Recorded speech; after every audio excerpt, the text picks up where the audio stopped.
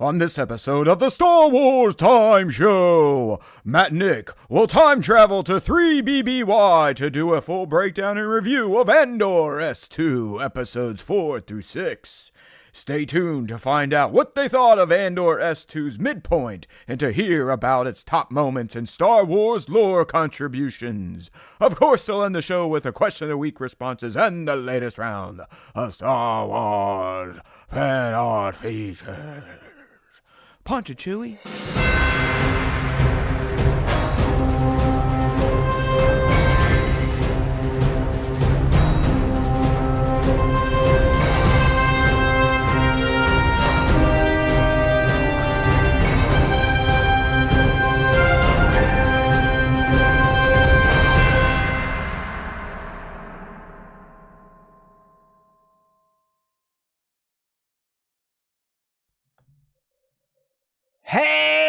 Hey, now, everybody, we're living on Coruscant as spies ready to blow shit up and do drugs. Hey, now, welcome back to the Star Wars Time Show. Matt and Nick here to break down all things Star Wars that you need to know and listen to. Let's do it. We are in the middle of a new Star Wars run with Andor Season 2. We got episodes 4 through 6 last night. Whoppers of episodes in terms of the length. Nick, I think they were all clocked at 58 minutes, so it was super extra long this week. And obviously, we'll spend a lot of time. A lot of this episode will be dedicated to our patented, never-to-be-recreated deep dive of Andor S2 E4 through 6. But before we get there, we got some things to take care of, like Ask Us Anything. If you want to get involved with that, follow us on our socials and look for the prompt if the algo will allow it, and then reply, and we will answer. We answer pretty much anything outside of nonsensical stuff that we get in our YouTube live stream chat. Like last week, that one dude asking about trees growing or something else growing. They thought we were stupid, because we look it, but we're actually not that dumb. So we got a few Star Wars things to talk about. Once we get through pop culture talk, checked out 3 movies, including a Star Wars film, which made a ton of cash for being a re-release. So kudos to Rots, Nick. I mean, I don't know if you were kind of scanning your industry trades, looking for the weekend haul this weekend. But Rots pulled something like $40 million as a re-release. So that's not a bad. That would be a good opening weekend in the year 2025 for a brand new movie. You know what I mean? That would be. Yeah, I mean, not surprising. This is obviously the favorite for a lot of people in the prequel gen, and having the 20th anniversary release. I mean, some of these people may not have been who are like huge fans of Rots that released in 2005, 20 years ago. I've never seen it on the big one. May have not seen it in the theater. If you're if you're one of the younger bunch, like you may not have been able to see Rots in the theater. So, hey. Yeah, I agree. Cool. I guess I didn't think about that because I don't know who it was. Maybe it's this Will of the Force character on Instagram who seems to be down with the algorithm, unlike us. But I believe he posted, "This is my first time seeing it on the big screen," and he's like he's of the prequel generation, pretty hardcore. I figured that was just like you already did that shit, but I forget. They're kind of like how I was with the original trilogy, and you might just been a tiny tot when they came out in theaters. So, good stuff there.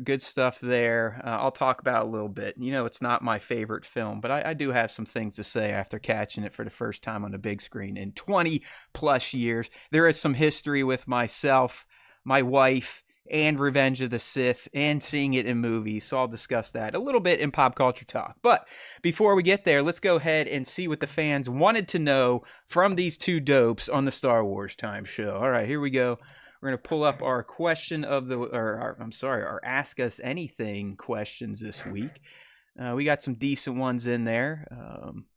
We appreciate those of you that actually saw it on Instagram and played along. We had an uptick in those responses this week, which was nice. All right, first one coming at you, Nick. You'll like this one. There's some qualifications here, so listen up. Favorite Star Wars game that's not KOTOR coming from our pal Baron's Black Series. What say you? That's a good question. Favorite Star Wars game that's not KOTOR. I really enjoyed like single player experience wise, Jedi Academy, which I know Matt you were playing through those recently. Um, Literally stuck on the but just last like mission. I'm just lazy. Haven't finished getting what's his name. The who's you that know, guy? it happens. We talked Oh, about him in our coolest looking Sith, but he's Marco Ragnar. Ragnos, There I you go. believe. Okay. All right. Yeah. Um, my so I would say like purely a single player experience. It would be that one. Like original Battlefront 2. Me and my friends sank a ton of time into Yeah. that game, like Yeah. just a ton of time into it, playing multiplayer, like couch co-op multiplayer, stuff like that. Super fun. Jedi versus Sith battle. That was super fun. And then the Star Wars game that I have played the most, undoubtedly, is Star Wars: The Old Republic MMO. And I that's got a that valid game at answer. That's not KOTOR. That is SWTOR. yeah, that is SWTOR. And speaking of, I actually resubbed recently just to like No catch up on shit. game content.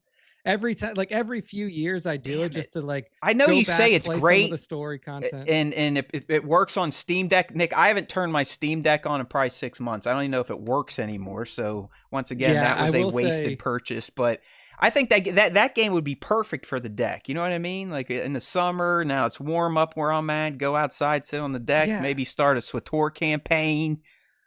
I've never played it on the Steam Deck. I do remember seeing like Reddit posts, people saying like, yeah, it's playable, it's playable. Uh, Obviously, it's an MMO, so like the controls of it aren't going to be I'm not sure how the controls are that's right. I on bet it's a lot of Steam point Deck, but clicky, huh? Yeah. Okay. yeah, like it's your MMO control. So you're either hitting 1, 2, 3, 4 on your bar, or you're clicking and you're moving, and so it's a little bit different. But yeah, Gun to head, those are the Nick. three that I would say. Like, how Yeah. big of PC Master Race are you? Like, if you were given the choice for your input, are you going keyboard, mouse, or controller?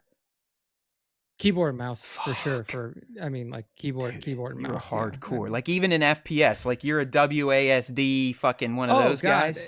In FPS, especially FPS was built for PC.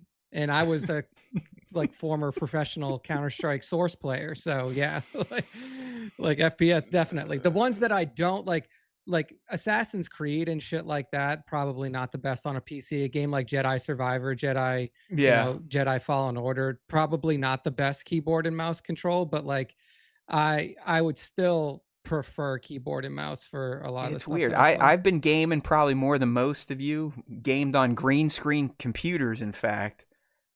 I will never accept keyboard and mouse as the supreme input. And I know you're right, especially for FPS, because the mouse, just how quick and twitchy you can be. Yeah. But I could just never Most wrap my head precision. around moving. Like, I think moving is way clunky on a keyboard versus having a joystick to move. I wish you could almost joystick move and mouse control the camera. You know what I mean? So You might be able to do something like that now. I'm Who basic. knows? I'm basic AI. I know it. Like, I'm never gonna succumb to the PC Master Race. I'm a console guy through and through. Even though I wasn't able to pre-order the Switch 2, I didn't think they're gonna do it. Then they delayed it, and I wasn't paying attention. So on the 24th, they went live, and they were gone in like a minute. Did you get Dude, one? I tried over and over again. Like I tried, Walmart was the one that I got the closest on.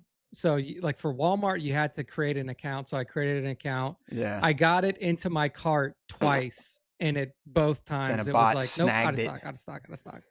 Yeah, that Yeah, sucks. so Well, it you and does. I are going to It be sucks. hunting stores all for probably the next 6 months, because I think this console is going to be very hard to get. We can make fun of Nintendo because their hardware is always dated, but guess what?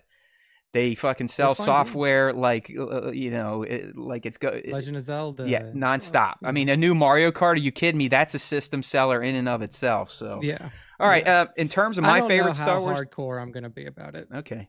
Go ahead. I Yeah. want new Mario Kart. Like eight's been Yeah. around for what, fucking 8 years or more. It feels like. Yeah, So, a long time. anyways, since you did the original Battlefronts, which I agree. I mean, I was in my mid-20s, living in Texas by myself. I think I played Battlefront 2 pretty much nonstop. But to not be a copycat, I'm going to go with another one that I dumped a shit ton of time in throughout my college career, especially when I was managing a GNC, and that is Star Wars Galactic Battlegrounds. Nice. That is the I kind of thought that. you top down, think StarCraft type of game. I could play that all day long, just building up massive balls of droidicas. That was kind of like my main attack. I would just farm droidicas and then send a massive ball over, and I'd usually, if I could get it first, it was over because they were going to tear down my enemy's base. I love that genre, but with Swago. Fuck off. I mean, in terms of life sunk, I don't think I will ever reach that amount of hours dedicated to game that Swago did. But the fact that I cut that out, it almost feels like 6 months now. It's been such a boon to my life. My existence is improved by not playing Galaxy of Heroes anymore. That's like kicking a drug addiction, man. That's, you're off the crack now. It was tough. Coming down. And you know what was the best? Kind of like an AA sponsor. I then helped our buddy Kung Fu, the intern, also quit. Oh my God. Yeah, he quit Ryan's too. Off of it? Yeah, That's he quit crazy. too. Oh wow. Yeah, so he was the one. Yeah, he was the guy who pulled you in. And that's right, and broke it for me. That's right. So, yeah, I mean, I would love to get a modern Galactic Battlegrounds. It almost feels like that genre has just kind of died out completely. It's like they don't even make it anymore. The closest you get is probably a Civilization, and that's not necessarily the same as what StarCrafts were or Warcraft or Galactic Apparently, Battlegrounds. Blizzard auctioned off the rights to make the next StarCraft game because they're not going to be doing it. They're just going to be the publishing arm. But the game developer that's going to do it is Nexon, and Nexon is a Chinese-owned company. It feels like maybe they don't trust new generation gamers will like it, but I do. I think if you give it to them, I think it could really get people wrapped up in it. Anyways, we're spending too much time on this. Next question, Divided Skywalker. If you could steal one thing, I like this, from Luthen's shop, what would you take, Nick? See you, Kramer. Oh, dude, I can't even remember everything that's in it, to be completely honest with you. So like you can just skip me because I can't. Right now I can't name. Nick one thing said Star Killer's armor. Okay, so Nick wants Star Killer's armor. What were those cool ass? Was that those gloves that were up there in these? Dude, I asked my AI today. I was like, these aren't Star Killer gloves. Are they Wookiee gloves? I know Wookiees have claws, but they can't use claws in battle, so that they wear these things instead. It's definitely not Star Killer gloves. So, Nick wants the spike gloves that we saw in this week's run of Andor. Okay, I like it. Those look pretty cool. I'm going to take, let's see what I want. I want Padme's headdress from the Phantom Menace that we also saw this week, and I would wear that on every live stream we ever did. Thank you. That would get us more views sure. Of course. Or just made fun of. Now it's back to we're shills because we like Andor, and I guess you're not allowed to like Andor for some reason. But the other one is we're getting who didn't see that coming? Getting a lot of AI slop. I'm getting AI slop on my AI podcast videos now that people are searching Andor characters. I'm like, eat shit. What the fuck do I care? Everyone uses AI way more than we do at this point in time, and no one even watches the content we make by ourselves in our human brains. So I don't care. We're going to be pissing out more AI slop than ever because I'm finally paying for Chat GPT because I use it too much now, and the fuckers are choking me off. I told you, if we could replace Nick and I, we would. I'd do it right now, okay? Right now. We would get the same amount of views. Yeah, that's the problem.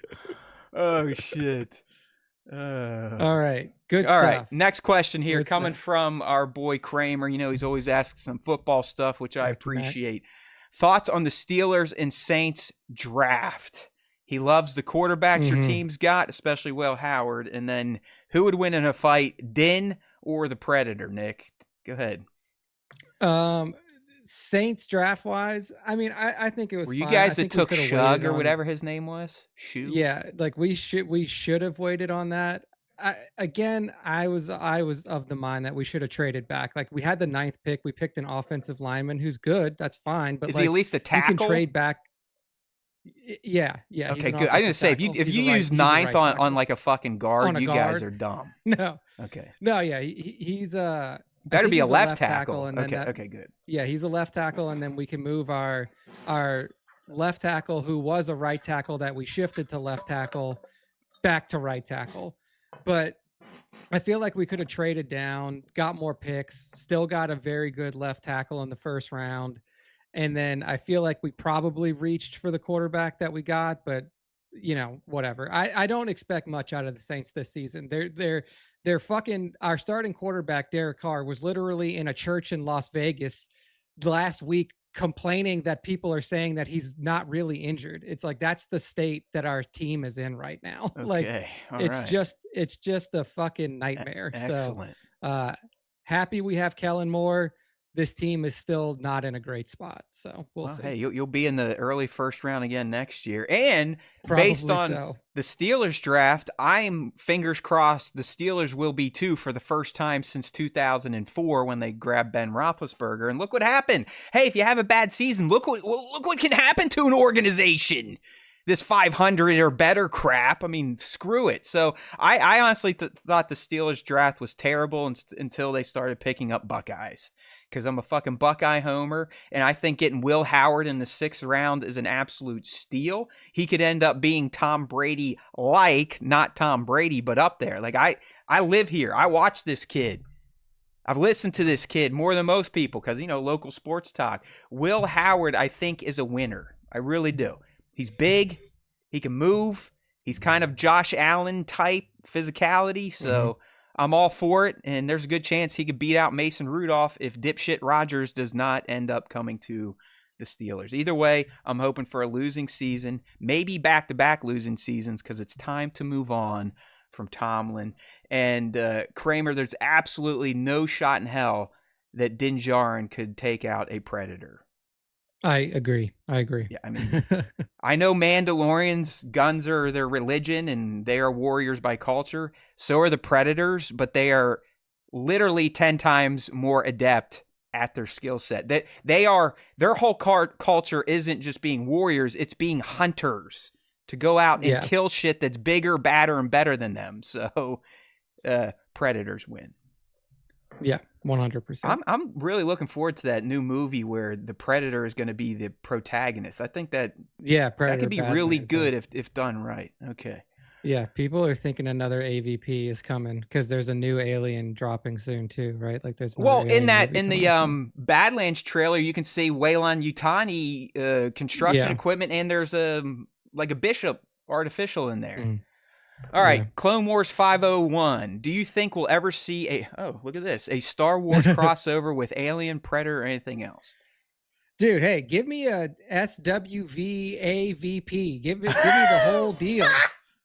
Get that tattooed on your knuckles. Alien versus Predator. Or Photoshop it on your knuckles and see how many people you could trick. I mean, I think it would be awesome if they did it, but I don't think it'll ever happen just because of licensing and studio stuff. So, Clone Wars 501, it's technically already happened. This might be 2 years ago. Yeah. There was a comic run recently. It was the Prime Star Wars run. Lando had to go to Coruscant. He was at some relic dealer, not Luthen Rael. But in this relic dealer museum or whatever, there was a xenomorph skull and a Predator mask. So the crossover has happened. There you go. But in real life, it's never going to happen. So get over it. Okay, who's the next of the 5 to get axed? And this has come from EK Rory. I believe he's taking my Ferrix 5, which is B2, Brasso, Bix, Cassian, Willman. That's 6. Is that 6 or 5? Brasso, 1. Brasso, Cassian, 1. Bix, B, Willman. It is 5. Okay, yeah, good. 5. It's Willman's toast. I mean, come on. He's now doing crack with Saul, and he's in Saul's partisans. This dude's done. Yeah, I mean, I think he's dead too. Like he's lucky he didn't die in this no shit. Run. But yeah, I mean, it looks like Bix is gonna make it all the way through to the end. She'll probably be the last one to go down. B2, like we've only really seen him. It's just like an open question still. Like, is he still on Mina Rao or where the fuck is he? Like, dude, I'm starting to feel like he may be like clone Commander Cody or Echo, and he's just kind of off in the distance, and that's it. I don't like it because Yeah, I still think our idea makes the most sense for the K2 transition, but I don't see how it's going to happen, especially with what we got this week. It's now clear, Nick, that these 3-episode mini arcs are only covering a couple days in the year that we're in. When we come back next week in 2 BBY, I would think it's all going to be focused on Gorman again and the actual massacre that causes Mon to do her thing, which causes this to do that and that to do that and that and that and that. A lot of dominoes are going to start falling in 2 BBY, and I don't know how you cram in a B2 episode, so maybe 10, 11, 12, but it's getting scary. So in terms of the Ferrex 5, I think Wilmon is without a doubt the next one to go. I think Nick is on to something. It seems Bix has been rejuvenated, probably going to keep her around now. They're clearly a couple. They're in love. He's going to make sure to keep that all the way up to the end. That's going to be the final push to Cassian to become ice cold, no feelings. I'm going to shoot whoever I got to shoot. I'm starting to think Luthen makes it to 10, 11, 12 also. All right. Yeah, I'll give my opinion on Luthen when we get to the full breakdown. Luthen. He's losing it, man. He's losing it. I would say he's losing it. He needs to die because he's killing people now. He's losing. Well, he's making the hard choices, right, Nick? He's like, hey, you don't like Gorman? We're doing Gorman because even if it goes up in flames, it's going to be a bright beacon, right? He knows either way. If he can get Gorman to be a shield for the rebellion or to be destroyed by the Empire, it is going to be a major movement for the rebellion, a beacon of look what the Empire's doing, and we know what's going to happen. We know it's going to be a fail. So I that he's making the very, very, very callous choices at this point in time. Remember, his mind is a sunless space. Be Matt, we love you. Thank you, brother. We always appreciate those tips, my friend. But yeah, I'm interested here. I still love Luthen as a character. I think he's fantastic. But you can see now that he's let his baby out of the bag and it's no longer his to control, it's fucking him up. All right. And Clea is the real boss, by the way. Let's be honest. Yeah, seemingly so. Clea is the boss. She runs this shit. She is ice cold, dude. Ice cold. Okay, next question. How do you pick your favorite daily images? Well, I'd love to tell you their Aperture Figures. If you're in the ad tag, I go through there on the days that I am going to post our reel, which is not every day anymore. And if they move me, I'll throw them in there. Sometimes if it's the same person every day and they keep putting out great art, I may pause them for a little bit. But for the most part, it's a subjective process. And Nick, I would say that's the same for you on your top 5, right? Yeah, top 5ers. I'm going through our tag post, ad tag at StarWarsTime.show. And I scroll through the whole week. I open up probably 10 to 15 that I really like and then whittle it down to 5. That's how I'll do it. Excellent. See, we are open books over here at the SWTS. And if you ever do want to join the live stream, let's say you might have caught us randomly somehow on the podcast. We do these Wednesdays, 5:30 p. East, or as close as we can get, youtube.com/StarWarsTimeShow. Nova Toymation, will Serial find an accounting error from Mon's Foundation or Luthen's dealings? No. It's very clear where Serial is at this point in time. I mean, everything he's doing on Gorman is a front for what Deidre is having him do, and he doesn't even fully know what Deidre is having him do. So he is a fucking pawn of pawns at this point in time, right? Yeah, I mean, I don't think that he's going to catch anything, especially on the Luthen part of it. No. And then I don't think that's going to be it. I think that he is now, until the Gorman massacre has been completed, he is like fully into this role as an Imperial spy that is working on behalf he has a permanent of chub. I mean, he has a permanent chub. He's finally getting what he wants. He's so happy that he's working for Partagaz. You can even tell Dedra has to tell him, like, well, Partagaz wanted me to tell you. That's bullshit. She just knows that Serial loves the idea that he is tangentially working for the ISB, his dream job. I mean, what's a line he said this week after Partagaz basically said, well done, Serial? He's like, would it ruin everything if I said this is the best day of my whole life? Yeah, best moment of my life. Yeah. I love those two. right up front, he was like, "Oh, I did this," and he was like, and she was like, "Okay, good." And he's like, "Are you gonna tell party guys I know. about it?" And she's like, "Dude, like you didn't even really do anything yet. Like I'll tell them when there's something to tell." I'm sorry, man, but these two continue to be a a highlight of this series. I never thought I could fall in love more than these two very seemingly so on the spectrum Star Wars characters, and they are just absolutely supreme to watch. That kiss, that welcome home kiss, man. Lights out, like lights out. Come on. That is so perfect, dude. Lights out. I love it. Sexy time, lights out. No foreplay, lights out, Nick. Let's go. I love her. I absolutely love her. Bat, I'm guessing you missed this last week. He's also asking, are we going to Star Wars Celebration in LA? I'm leaning very strongly towards yes. Nick is considering it for sure. He hasn't outright discounted it. So there you go. My answer is I don't know. I don't know. We'll see. Yeah, so it's up for debate. League, who is on the chopping blocks for next week's episode? I'm sticking to Willman. I think you might. I don't know if the partisans are going to get involved in Gorman. They might, and just kind of make that massacre a bigger mess, or if they're going to continue kind of having a little Saul separate thread, and he does something with that rhydonium that goes sideways and kills a bunch of innocents. But I think Willman, just like we said to EKU Rory, will be the overall, not just a Ferrix 5, but an overall main Andor character. He's probably toast next week. Do you think maybe Vel, too, now that Cinta's gone? Does Vel make it to 10, 11, 12, or is she out in the actual Gorman massacre? Yeah, I mean, I think she may just go down, too. It's just like, look, my girlfriend is out. I'm stuck in this fucking shithole situation, right? And I'm just gonna go out with it. Like, there's what's left for me, because she like she told Cinta, or like Cinta told her, it was one way or the other. It's like we're more important to him if we're as individual pieces than together. So they already know that like all they are pawns and expendable parts to Luthen. So like now that you've lost the one thing in your life that you cared about for Vel, like what's the fucking point? Like you do the rest of your job and then you just go out. That's the way that I think she's going to handle it. Yeah, to me it makes sense to kind of clear the board for 10, 11, 12, so it's just Cassian and his core relationship of Bix. Like clearly that's his life, that's his everything. So if you remove Wilmon, I'm going to start saying it like Saw, Wilmon.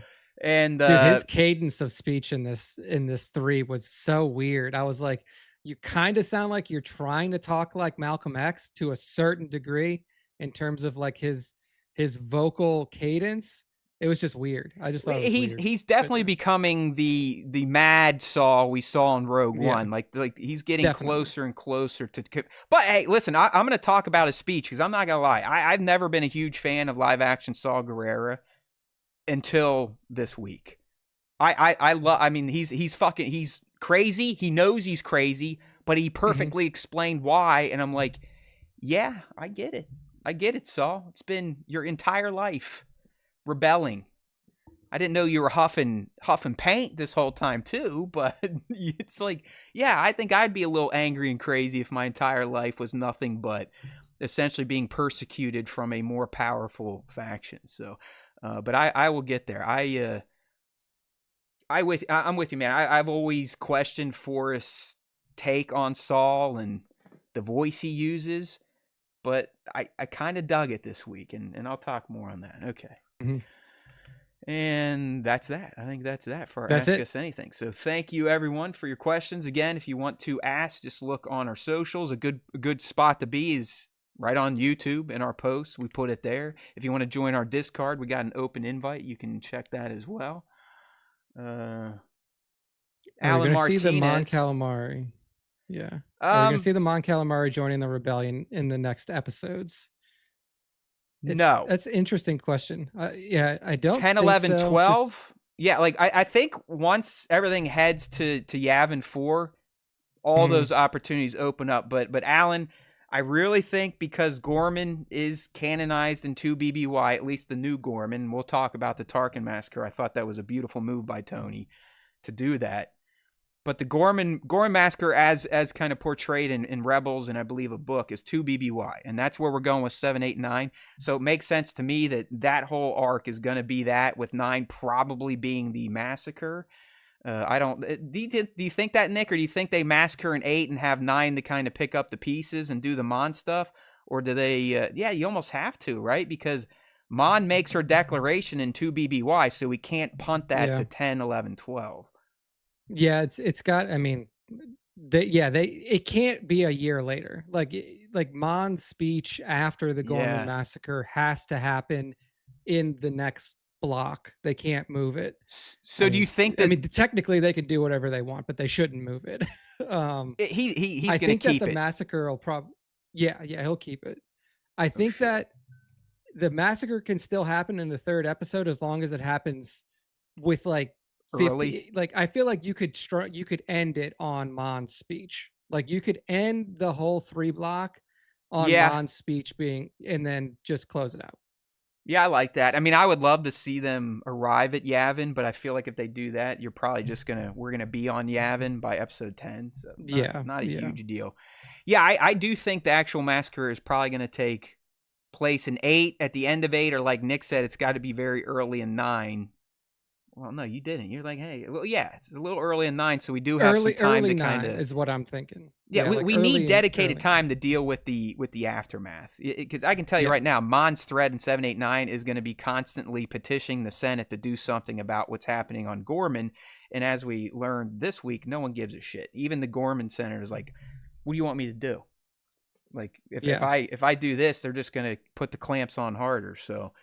This week we kind of saw Mon realize that politics is no longer the way to go, which was nice. And boy, did she look sexy.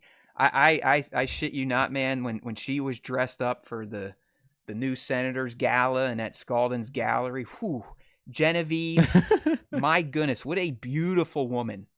Angelic, that red hair, beautiful dress. I love her. All right, Nick. We got a little pop culture talk before we get into our Star Wars topics. Everyone knows I like to see movies. I checked out 3 over the past week, starting with Until Dawn, a new horror movie out there. Apparently this is a PlayStation video game. Yeah, it's a PlayStation game. Yeah, I've never played it. I think there was like a PSVR experience set in Until Dawn that I definitely checked out. I was like, you know what? I'll go take a flyer on this. I like scary movies, and I'm not gonna lie, it was interesting. The concept behind it is they're in this house that essentially resets every time everyone gets killed or this sand runs out. But instead of it being Groundhog Day, where they just repeat the same shit every night, there's actually like a new terror, a new haunting, a new thing coming to kill them each night. So it's different. It's not just a guy in a max trying to beat him every night. It's like, well, now there's a witch, and now there's that, and now there's this, and now there's that.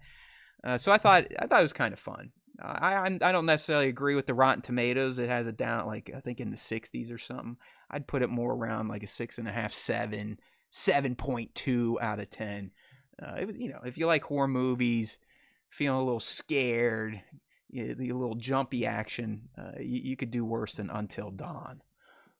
Next one I checked out, Young Nick, and then I'll let you give I'll talk about my last one, then you can give a further stamp of approval to the companion. But I went and checked out The Accountant too. I was surprised by the first one. I was like, oh, this is pretty good. And I was like, hey, I'll go check out the sequel, and it's still pretty good. I'd say the story's a bit lackluster. It seems like it's just kind of secondary to watching Affleck act like someone on the spectrum, and then Bernthal being Bernthal, which I love. I mean, John Bernthal is one of my favorite actors. Anything he's in, he's fantastic, even though it always kind of feels like the same character. Every once in a while, he changes it up. But if you like movies that are all about gunplay and blowing shit up and killing bad guys, that The Accountant 2 is going to check those boxes for you. So, nice. The story and the mystery they try to weave, it's like, all right, who we shooting next? It's one of those deals. So I'm going again. This is probably like a 7 out of 10.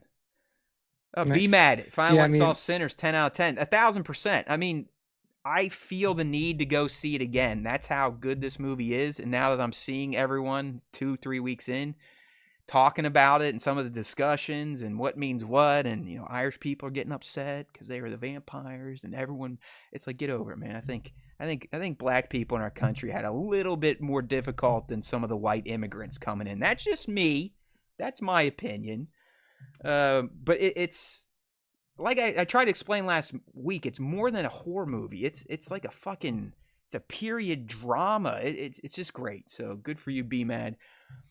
And last but not least, I'm sure many of you thought I would never do it. EKU Rory convinced me to go. We took the little ladies with us, but we did catch Rot's 20th anniversary. And I'll say this. I mean, the movie is the movie, right? It hasn't changed, unfortunately. It's still Revenge of the Sith. But there's something about watching Star Wars in a movie theater on a big screen with good sound that just makes everything that much better. So I did appreciate getting to watch Star Wars again on a big-ass screen. Because it's been, 6 years at this point? Since 2019? Yeah, I mean, 2019, yeah. So it was nice. I mean, Hayden cuts a kind of an opening promo, which was kind of cool.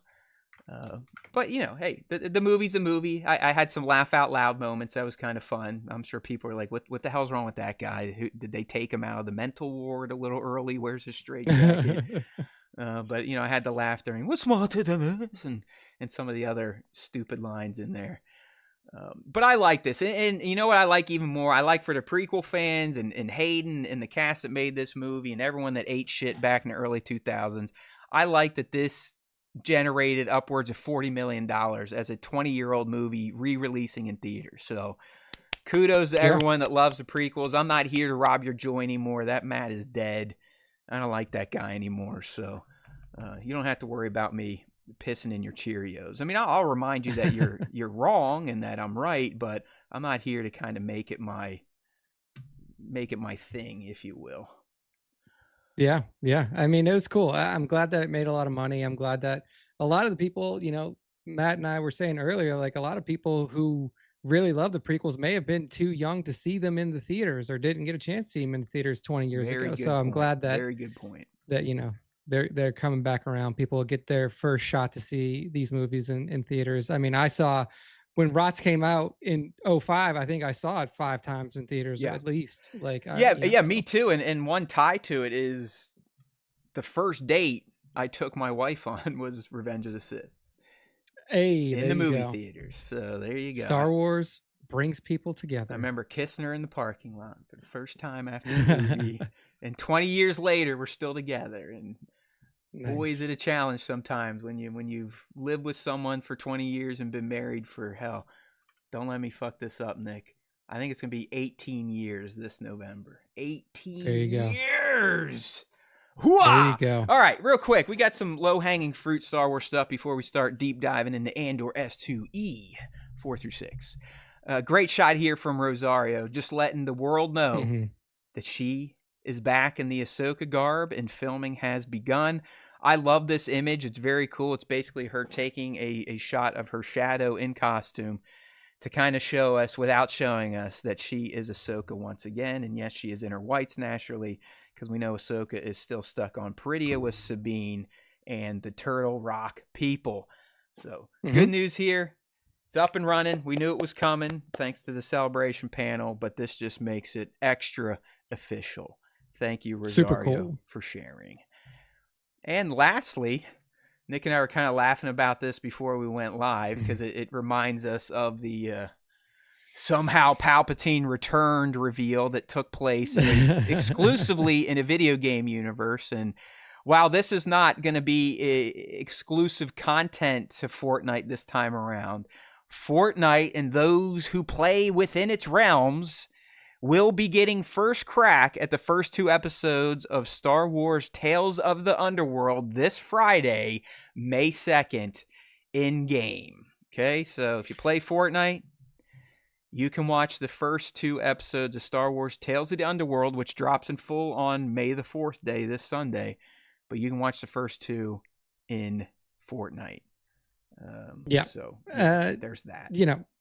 It's good for the kids. That's what I was telling Matt. I was like, for old fuckers like us that don't play Fortnite, and look, I will say this till the day that I am defending myself or don't have to defend myself to young gamers anymore. I played Fortnite in beta and I won a Fortnite game all by myself. It wasn't a duo, wasn't a trio. I was a solo player and I won a Fortnite game. So I've played it, I've won it.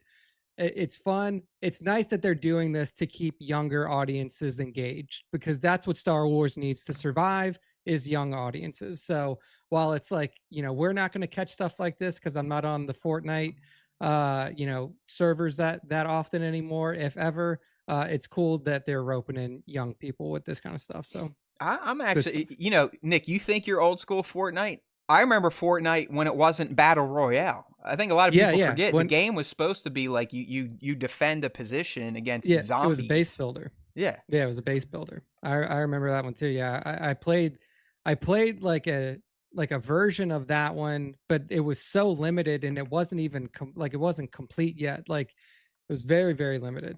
Right. And then the beta version of the Battle Royale. Let me address Wyatt right here, because that'll lead us into our breakdown. Wyatt on the stream's asking, I wonder what is the difference between the Tarkin massacre and the Antar atrocity, which happened a year later, when that event was a huge PR nightmare to the point that Tarkin was reassigned, I'm guessing, with Reaches? Assigned with Reaches? I don't know. Here's the deal.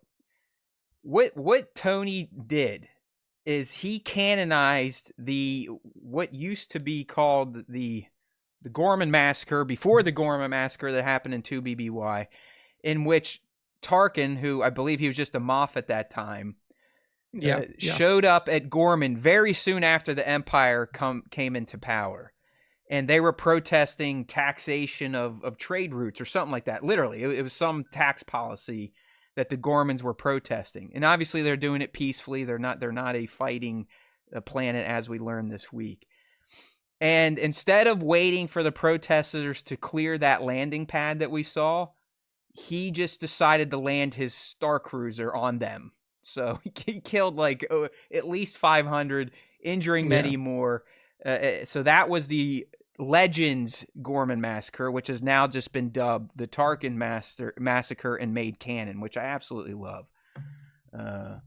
So that's what happened there with the Tarkin Massacre. It was actually during the Empire's initial rise to power, and he decided to make his own parking spot on top of living humans.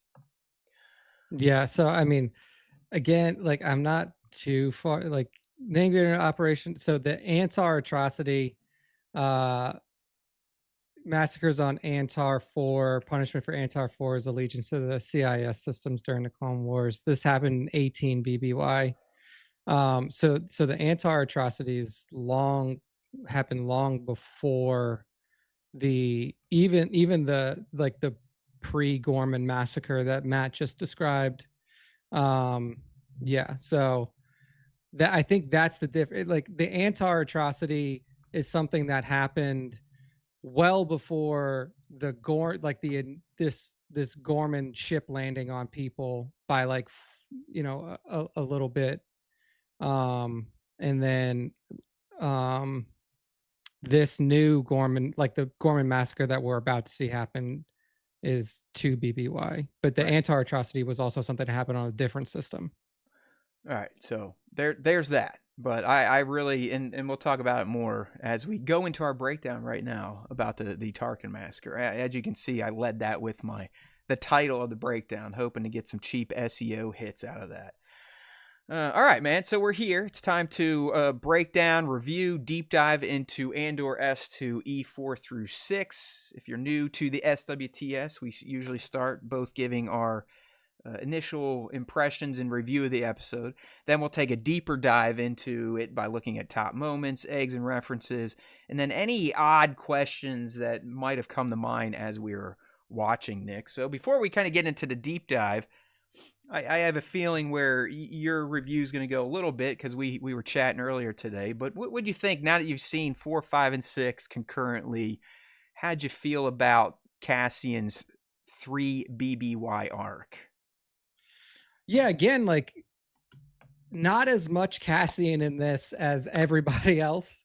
I think that it was an Felt more interesting. than last week, right? A little more than last week. Yeah, it was pretty close. It was pretty close. I personally, so like personally, I like the first three more than this three, but I feel like this three is doing a lot of setup for what's coming in the next three, which is, you know, a heavy lift considering that the next three is going to be a pretty heavy trio of episodes.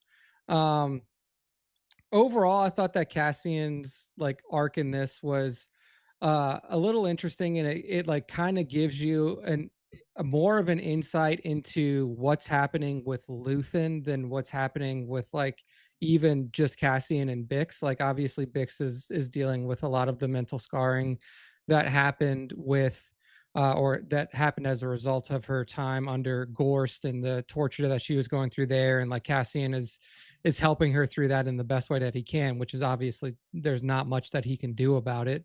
And like we see that they're kind of settling on Coruscant for a little while. And it seems like from the beginning of the 3 episode arc that they've been there a bit. Like she's like, well, just get some fucking blinds and like do something with these windows if we're gonna be here She for a wants to while. decorate that bitch. Yeah, like she knows the shopkeep. Like when they go to the store and they're buying groceries and stuff, like the shopkeep knows her and says, oh, I haven't seen you in a bit. So they've settled in a little bit there, but I do think that like the Cassian angle that we saw from this trio was a look into Luthen a bit more than it was in the first one, where it's like, this guy who was like in control and on it and made sure that every op that was done before this was fucking picture perfect. There was nothing wrong with it. And this guy is starting to unravel now. It's starting to get too much for him. And you're seeing that through Cassian, like when he gets sent to Gorman and he's there for 4.5 hours. Like you can't really tell how long he's there, but it's not long. It was And he comes a back. day, a night, and like a Yeah. half a day. Yeah, so just enough time for him to like get info and pop it back. Like he comes back and he says, "We shouldn't do anything here. Like it's fucked. Like these people are trying to rush. They don't know what they're doing. They're clearly talking to an Imperial spy." Like Cassian told Rylance that right off the bat. He's like, "Are you sure you're not talking to an Imperial spy? They're pretty good at this. Like that's what they do." So Cassian nailed it right off the fucking bat. Like he walked in, he talked to these people for 5 minutes, and he's like, "Y'all are getting info from an Imperial spy." He leaves, tells Luthen that, and then Luthen's like, "Fuck it, just do it anyway." Like, so I feel like Cassian's whole arc is really peering, and especially the big stuff when he comes back and he chews Luthen's ass out about the big stuff, breaking all sorts of protocols. But like you're saying, yeah. I mean, Luthen's network it's falling apart. His control is gone. I mean, he's got one of his biggest assets in Cassian now breaking protocol, because you have to argue that Luthen broke protocol by heading over to their place and talking to Bix. Maybe he was going there to kill her. Who knows what Luthen was doing there? Remember, Bix knew he came for a reason, and it was maybe a mission. Maybe he was coming there to really sniff her out and see what was going on to get rid of her. So. A weapons appraisal. Apparently, it was a weapons appraisal. True. Clearly, probably not. Well, it's like that. The Gorman thing, like we talked, I totally see why Luthen is making the choices. Like he has no feeling left. He's had to like kill his humanity, which he kind of described in his speech last season. But he knows that Cassian's right. It doesn't matter to him, though, because he knows if Gorman gets fucked up by the Empire, it's probably going to be even better for the rebellion than if they sided with him and became a shield against the Empire. So he knows Gorman getting destroyed or a massacre occurring is actually going to be better for his cause than if they truly were helping the Gorman.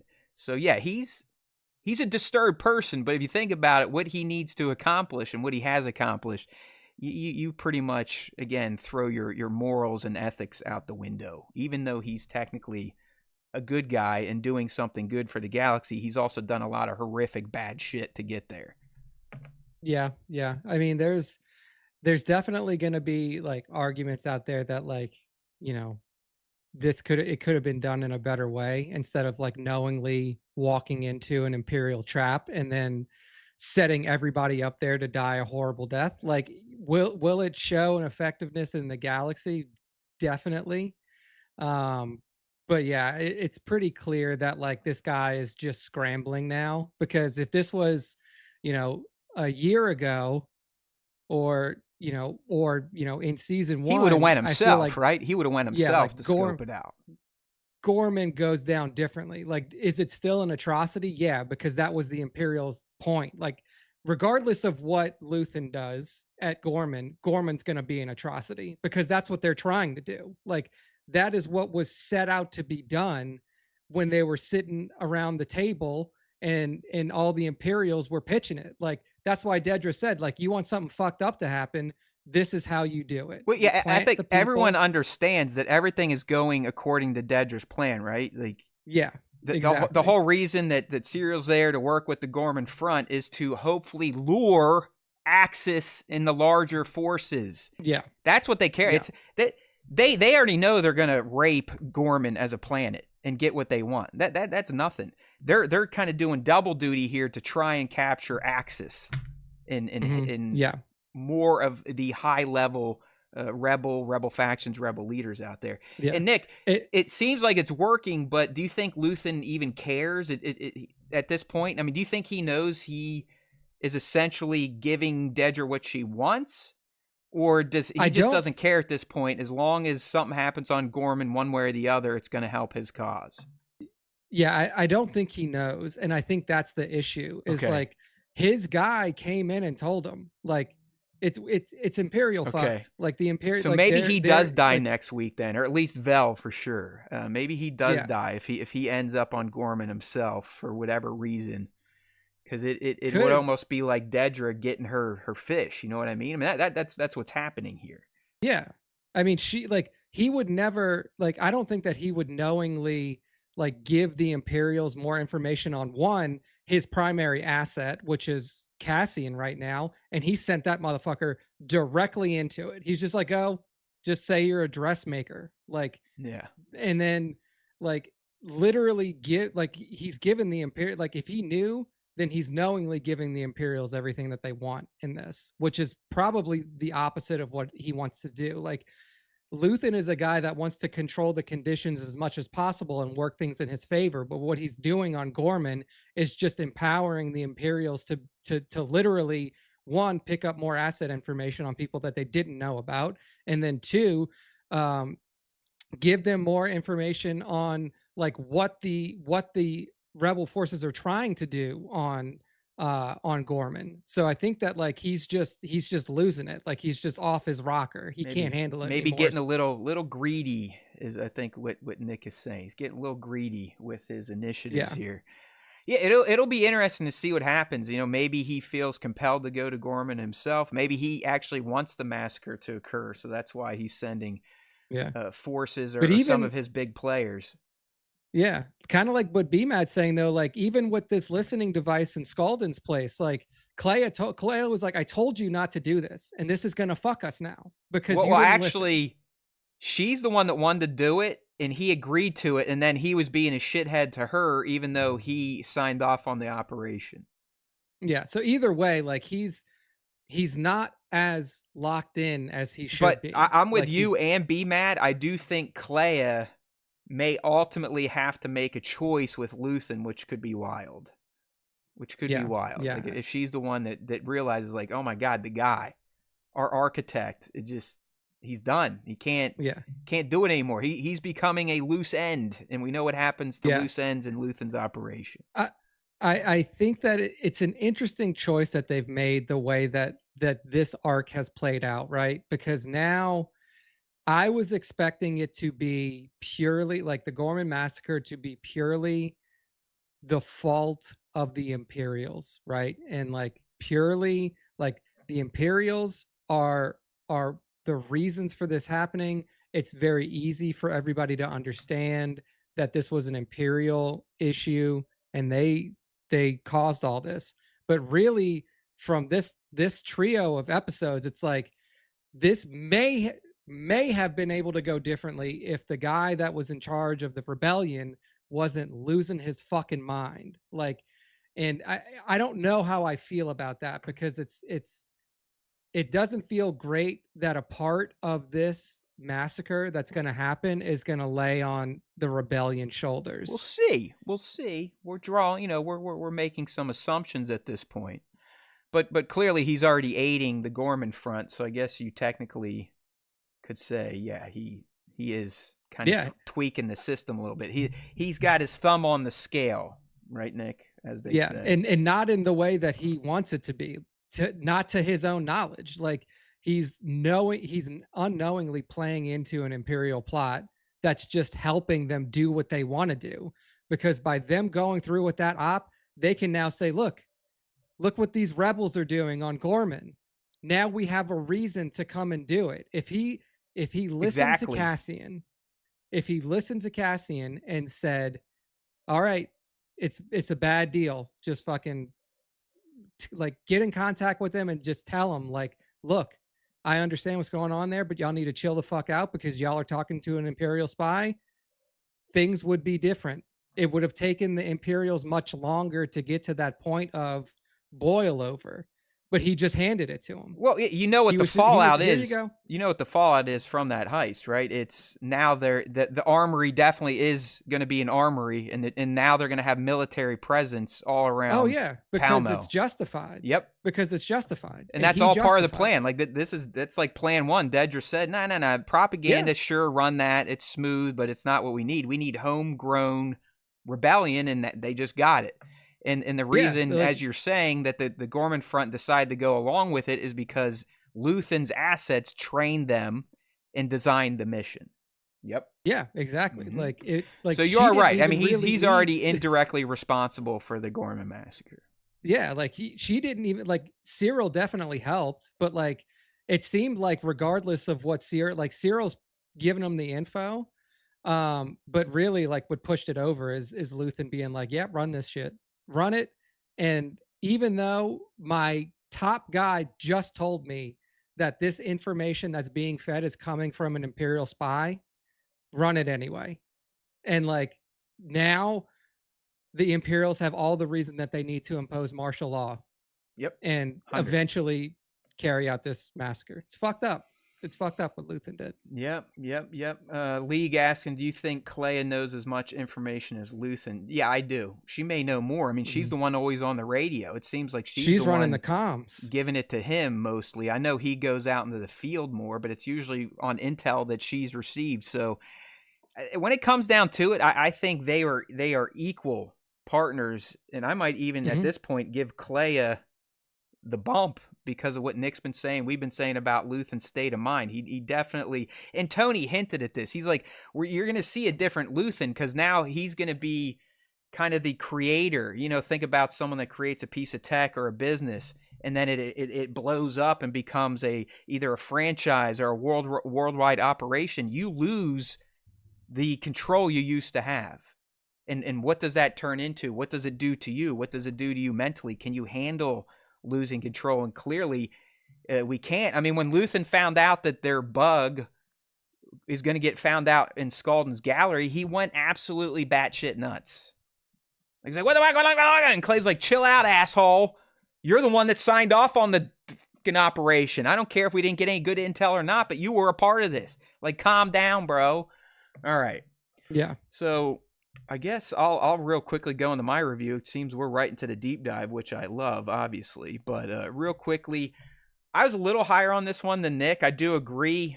It was an even slower boil than last week, which was due to the lack of action in these episodes. But I felt like the lack of action was made up for in spades with just some amazing dialogue. And the dialogue usually revolved around what it means to be a rebel in a rebellion and what that does to someone that chooses to take on that challenge. I mean, we got to see what is doing to Bix, what it's doing to Luthen, what it's done to Cassian, what it's doing to the people on Gorman. I think some of the one-on-one conversations between Cassian and Bix or Cassian and Luthen, Cassian and Enza were just loaded with brilliant writing and themes that carry over to our real life about conflict and the toll that it can levy on a person and their family and their friends, and how it can change them. We just talked about how, Luthen went from this master planner to now he seems very frantic and uncontrolled. And that's because he is in open rebellion. So I love the theme throughout these 3 arcs of examining our heroes and what these years of being in open rebellion is doing to them and their relationships. And I still contend it's some of the best writing and spoken dialogue we get in Star Wars. I don't give a fuck if Space Wizards are absent or not. I love the way Tony and his team write for this franchise. It's mature, it's gritty, it's very allegorical to our world, and the cast is so damn good at executing the script. The worlds look fantastic. So I really love this arc, and I felt like episode 6 was just a banger of an episode and really crescendoed the tension build from the previous episode, especially when there's Clea fucking with the bug, cutting over to the Gorman heist and the murder of Cinta and all that chaos that was going on. Mon and Krennic having a pissing match in Scaldon's gallery. Just a lot of great moments, and there was almost no action, but I really appreciated just kind of the writing and the conversations of this episode. All right. We think about a little top moment and kind of see where that takes us here, Nick. There's, at first I'm like, I know I'm kind of a meathead, and I usually am drawn towards action-ended or action-oriented moments here.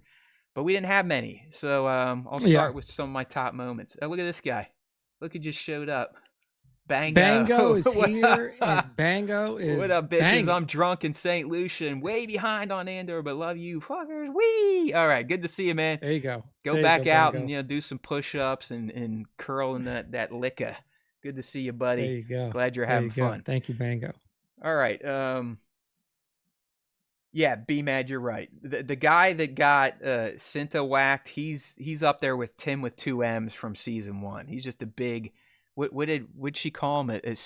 Not a simpleton, but a simpering, foolish child. Yeah. That's exactly what it was.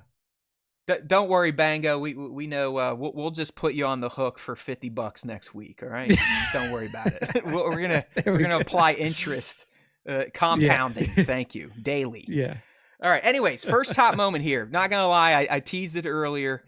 I can't get enough of Dedrill and Serial. I think they are the greatest odd couple to ever grace any form of entertainment.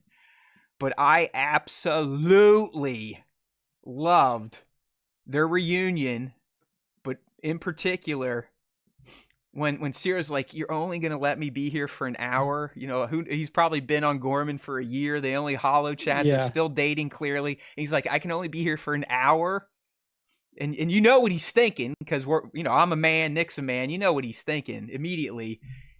Dedra picks up on it. She's just like, "What'd she say? Turn the lights out." Turn the lights out. Turn the lights out. She says it twice, and he didn't even run over like most men would do when they know they're about to get laid. He serials it. He walks over and casually turns off the light, and we know exactly what went down once those lights went out. I don't know, man. I know I'm a little crazy with the Dedrill pairing here, man, but do you not love these two when they're together, or is it kind of grate on you a bit? It's funny. It also seemed like I just, with Dedra, Cyril's clearly obsessed with this woman.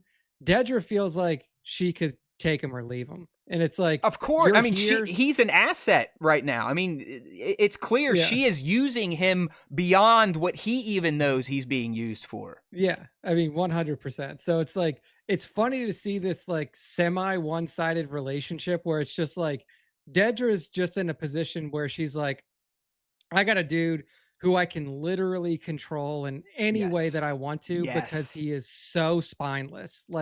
This guy has nothing in his life other than me. And then that means that I could literally do whatever I want to it. It's just like one of those He's relationships also where an imperial it's so sycophant, weird though. like that. Remember, I mean, he loves the Empire, he loves control, and all he wants is to be in the ISB. So yeah, if she's like, "Hey, man, help me out with these missions," of course he's like, "What do you need me to do?" Yeah, it's funny to watch that, like, that relationship play out, and it almost seemed like she was annoyed to see him when he walked into the house. Like, it was just like, "Oh, you're here? All Yeah. right, let's But just I just fucking." think that's her, man. I don't think she can help it. Yeah. Like she doesn't know anything but being almost stone-faced. Yeah, Robotic and robotic. Like just that's her. yeah, That's who she is. I got to ask you yeah. something. When you first started watching this arc, and we find Cyril on Gorman, he's working a desk job. He's speaking very anti-Empire. Were you instantly like, oh, he's on a mission right now, or were you like, oh, Oh, yeah.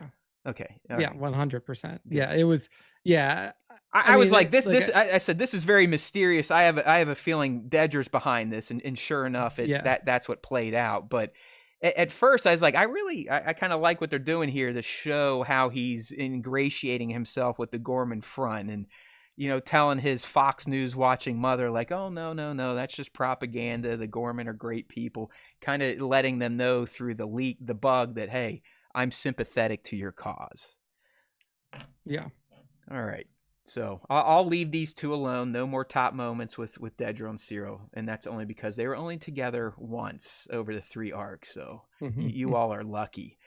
But like I said in kind of my review here, my next top moment came when Cassian made it to Gorman, and he had to sit down with Enza, who was what's his name, Caro Rylance's daughter, kind of the lead of the Gorman front. And I don't know. I really appreciated how Cassian approached that conversation and how he called her out for being too aggressive, too eager, taking the chance to essentially reveal herself to him without really even knowing who he was. It gave us deeper insights into who Cassian is now, even versus 4 BBY and definitely 5 BBY. This dude knows exactly what's what. He knows how to handle himself as a rebel. He knows how to work the game. And he just kind of laid it out there like, hey, you guys you're fucking noobs. What you're doing here is dangerous. You're going to get yourself killed, all your friends killed. How dare you act this way? This is way more serious than you guys think. And it's cool to see this guy who was essentially a vagabond bum in season 1 is, with each 3-episode arc, becoming more and more the leader we know he's going to be once Rogue One rolls around. And we really got that in this conversation. I don't know. He seems like a grown-up finally. Yeah, like he understands spycraft now. Like, you can see it, like you were saying, you see it evolving over time, and you see like what his role is start to shift a little bit. Like, he's now being sent to assess situations, because that's what he was sent to do. He's no longer a blunt object, right, Nick? He's not just a weapon. It's not just like, hey, go there and steal this ship. Yeah. Like, like now it is, hey, there's a cell on Gorman. It's almost recruitment at this point. Yeah, like, we need to understand the situation there to see if this is something that we should be involved with. So instead of sending Cleo, or instead of going himself, Luthen, that is, he's like, he now trusts Cassian enough to be like, you know what the deal is. Go over there and see what it is and tell me how it's going. Like, tell me what the situation is. So when he got there, from the moment he's there, he's like trying to assess, like, do these people have any fucking clue what they're doing? Do they have any clue what the Imperials are doing? And do they have any idea of how a cell like this should be operated? So he went into it immediately looking for things that are going wrong with how this operation is being run. And before he even has a chance to like get into it and have a conversation with them, he's already like, yo, what the fuck are you doing? Like, Yeah, it was really good, and the way that he carried it out was Yeah. smart, and I thought that it was well handled. So yeah, Yeah, hey, awesome stuff. like I said, I mean, this arc, as Cole's saying up there, very action light, but I appreciate that. I'm digging all this setup and world and lore building. This is what I live for in Star Wars. I mean, yeah, action's great, but you know that's the prequels for you, just all action, no real setup or story, and that's fine. I mean, if you guys like that, have at it. But I do like these slow boils. So my next moment, and I teased it here, but I borderline hate live action Saw Gerrera. Okay, I've not liked him since Rogue One. I'm a fan of Forrest Whitaker, but as I said earlier, I just did not understand that acting choice. I don't know if he's the one that went to Gareth or Tony and said, "Hey, should I play Saul like this, even though he exists in canon and we kind of have it, or what? What do you want?" And he sails on like Nick says, like, he's almost like a preacher. I mean, the inflections all over the place. Forrest clearly a super talented guy. But anyways, we get to this heist with Wilmon, where they're stealing Rhydonium, which we now learn is essentially Saul's super juice that he's been huffing since his days in the jungle on Onderon, his home planet. And what I liked about this, Nick, again, it followed the motif of this arc where people are explaining why they are the way they are because of what they've been doing in the rebellion. And Saul has literally been rebelling since the Clone Wars. Because you remember, he was fighting against the fucking Separatists. Once that ended, he was immediately fighting against the Empire. I mean, we saw that in the Bad Batch. His faction was one of the first factions that the Empire sent a hit squad after to get rid of him. Because they knew Saul Gerrera was a bad actor to have kicking around out there. So this guy, unlike Luthen might have been building the cells way back when, but Saul has literally been fighting as a rebel pretty much his entire life. Yeah, since he was a young teenager. And what I loved about this, Nick, is that he just comes out and says it. Am I crazy? Yes, I'm crazy. You're crazy. Yeah. Think about it. No friends, no love, cannon fire. I mean, he's explaining what it takes to be in a galactic rebellion. He's like, yeah, of course I'm crazy. Anyone would be crazy to choose the life I've chosen to live. I know. He said something similar to Luthen last season. I know I'm not going to see the return of the Republic. I know I'm essentially sacrificing friends, family, myself every time I go out there. So yes, I am crazy. And it doesn't help that I've been huffing drugs for my entire adult life too, which is adding to my craziness. But I also like this scene because I think it kind of foreshadows why dude is essentially in an iron lung by Rogue One, because he's got a bad fucking habit, man. Yeah, he's got a bad habit. Sniffing gas. Like if you've ever been around like a workshop or somewhere that has like a bunch of gasoline that's just stored, and that's what he's doing. Like that's hyperspace fuel or like some sort of fuel that they're stealing, because Rhydonium. It was first teased in the Clone Wars. It's very volatile, obviously. But you know what else I liked about this speech? I kind of understand why Wilmon was sold on his pitch. I mean, Saul is a very charismatic, convincing, crazy person, if that makes sense. Yeah. I mean, and he also just killed somebody right in front of this motherfucker. Yeah. So this Wilmon at this point is just brain fucked. He's like, what the fuck? But here's the deal, Nick. He willingly chooses to remove his mask. Oh yeah. Which is essentially saying to Saul, "I'm with you, pal. I like your message. Yeah, fuck what Luthen's doing in this slow roll mission shit. We are the fuel of the rebellion, like you're saying. We are now Rhydo brothers for life. Let's huff some shit and go kill some Imperials." So yeah. I really like this scene. It's the first time I appreciate Saul Gerrera in live action. So yes, it was cool. A top moment. It was cool. I think that like the only thing that like his speech has always been weird with like the way that he talks as Saw, except in the Clone Wars before Forrest voiced him. that was the only time Saul talked normally. But I think by Rebels they were using Forrest to voice him, I believe. So but yeah, this one, like I was telling you, we were chatting a bit before we started. And I was like, it almost sounded like he was talking, like his voice cadence, not necessarily the intonation, but the cadence was like Malcolm X from like the civil rights movement, like these I black could civil see rights that. leaders that had like very specific cadences of speech. Cause I was listening to him talk and I was like, this reminds me of speeches, like just in terms of the cadence of the speech of like Malcolm X speeches from the I mean, civil rights they era. were all what, preachers, right, Nick? So I mean, Yeah, it yeah. is very Mhm. preacher-esque what Saul was doing to Wilmon here, but I dug it. And I'll tell you what, if I had some gas to huff too and an empire to kill, I might have whipped Mhm. off my mask and jumped in my X-wing as well after hearing this. So uh, Here, question for you. Do you think the guy that they offed, that he shot in the head, that Willman was training, was actually talking to the Empire? Because I don't. yeah, I don't know if anyone saw it, but they do pull a radio out of his jacket. I saw it, but I was like, that doesn't. It just like, for one, Saul would just have that and be like, look, he had it up his sleeve. He's like, look, he had a thing. Like he had a little radio thing. I didn't buy it. I was just like, they killed this guy I, because they know they had to kill one of them. And I, he was like, would I I rather kill Willman that knows how to do all the shit, or do I kill this guy who half knows how to do Okay. this? All right. Like, You know, it is Saul. I mean, he is fucking certified nuts. yeah, So I wouldn't put it past him, but I truly think they did snuff him out, which is why Saul told him the fake location so quickly. I yeah, think that was kind of his last test. Because he even says, he's like, oh, they think we're going to Marquez Moon, but no, we're going here. So yeah. I do think it It would was have been. legit.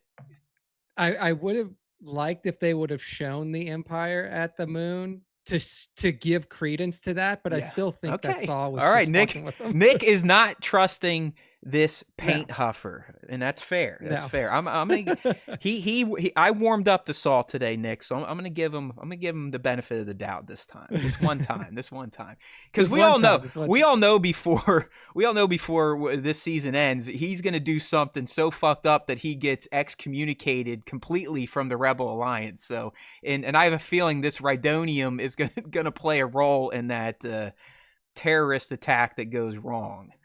It could definitely happen for sure. Okay, another top moment here. I mentioned it earlier, and it still wasn't very actiony, but I really loved watching Clea work Lonnie at the event and get into that collectibles room and do her thing to try and get that bug out. I really the build up to it and then the tension payoff on the bug plot thread was just fantastic in this episode, and it was bolstered because they're cutting over to the Gorman heist, so it was a nice mix of these two very Mhm. intense little operations going on. But Clea just manhandling Lonnie, literally sacrificing her health to get this done. Krennic in the background. Really, that scene in Scaldon's private stash was executed on a high level by all parties. But Yeah, I thought Clea's bug operation was probably the most tense I felt watching all three of these episodes. yeah, absolutely. I think that was really well done. And then Mon's part in that too, just Great. like poking at Yeah. Krennic Oh, it's the good whole to talk time. to you not on the witness stand finally. It's because Yeah, yeah. they're always probably bringing him in for war crimes to be, addressing a Senate panel or something. No, Yeah. those two together were fantastic. I mean, you could tell that Mhm. if they could have, they would have sat there and pulled out their blasters and shot each other. But they're diplomats, as they say, and Krennic always great when he's on screen. He's just such a pompous ass type of character. That's your rebel to my terrorist. You know what I mean? So you gotta love it. Yeah, hey man, B Matt, I'm telling you, Clea is an all-star. Don't sleep on Clea. She might make it longer than Luthen. She might make it all the way. Who the hell Yeah, she knows? could.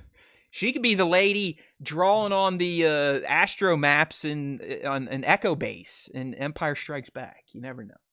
Remember, like when the Ion Charge is ready, that's her Mhm. sister. Okay, another top moment I kind of enjoyed, and guess what? It's another speech. But I shit you not, my friends, and it looks like I really screwed up my screenshots this week.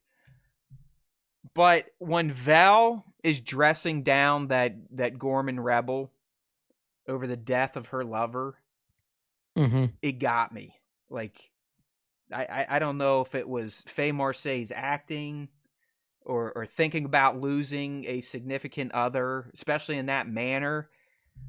It got me. Like, I got legitimately emotional watching Vel dress that dude down and remind him that he took someone special from her and that he's going to pay for that for the rest of his life.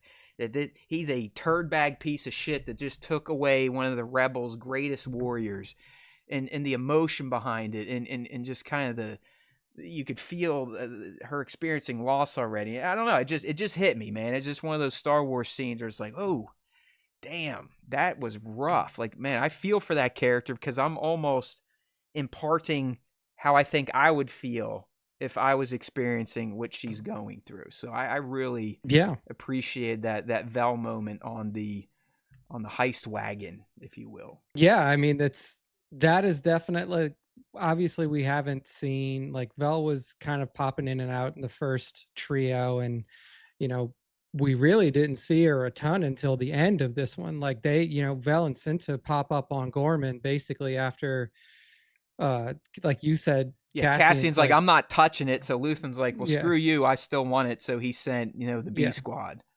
Yeah, he's like, y'all go and take care of it. So like with the little screen time that Vel had in this trio, she made it count. It was a super good speech.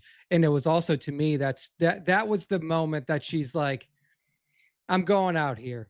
Like, this is it for me. Like, that was her decision point, to where it's like, she already has admitted, like, she doesn't care for Luthen, like, like, he's the guy running the ship, but like, they already realized that, like, they're just pawns to him. Like, there is no you like, think she's gonna quit the alliance? You don't think she's gonna be a rebel, like, by 7, 8, 9, or you think she just she's gonna be fucking dead? Like, she's gonna maybe take more risks than before because she has nothing to live for, right?